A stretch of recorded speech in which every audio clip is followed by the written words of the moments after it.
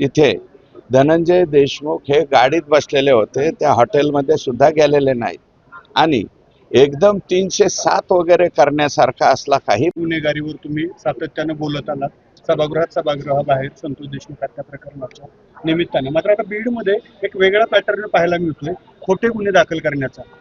हे पहा, तिथल्या PIनी अतिशय चुकीच्या पद्धतीने तो परवाचा गुन्हा दाखल केलेला आहे आणि ज्या पद्धतीने त्याने गुन्हा दाखल केलेला आहे, ॲक्च्युअल त्या ठिकाणी जी घटना घडलेली आहे तिथे धनंजय देशमुख हे गाडीत बसलेले होते, त्या हॉटेलमध्ये सुद्धा गेलेले नाहीत आणि एकदम 307 वगैरे करण्यासारखा असला काही प्रकार त्या ठिकाणी नव्हता.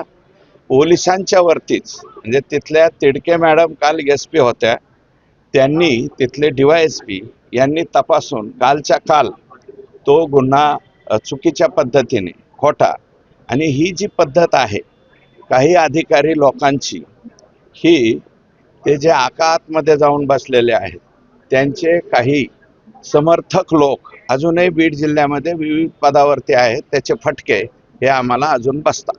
मराठा आरक्षणाच्या संदर्भात गुन्हेगारीवर तुम्ही सातत्यानं बोलत आलात, सभागृहाबाहेर संतोष देशमुख हत्या प्रकरणाच्या निमित्ताने. मात्र आता बीडमध्ये एक वेगळा पॅटर्न पाहायला मिळतोय, खोटे गुन्हे दाखल करण्याचा.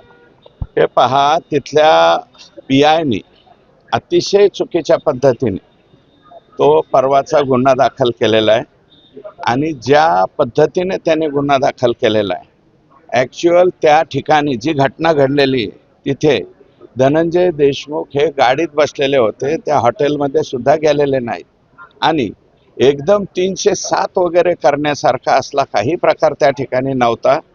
पोलिसांच्या वरतीच, म्हणजे तिथल्या तिडके मॅडम काल SP होत्या, त्यांनी तिथले DYSP यांनी तपासून कालच्या काल तो गुन्हा चुकीच्या पद्धतीने खोटा, आणि ही जी पद्धत आहे काही अधिकारी लोकांची, ही ते जे आतमध्ये जाऊन बसलेले आहेत त्यांचे काही समर्थक लोक अजूनही बीड जिल्ह्यामध्ये विविध पदावरती आहेत, त्याचे फटके हे आम्हाला अजून बसतात.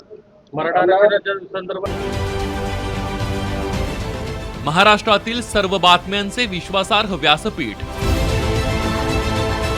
सकाळच्या सर्व सोशल मीडिया प्लॅटफॉर्मला लाईक, फॉलो आणि सबस्क्राईब करा.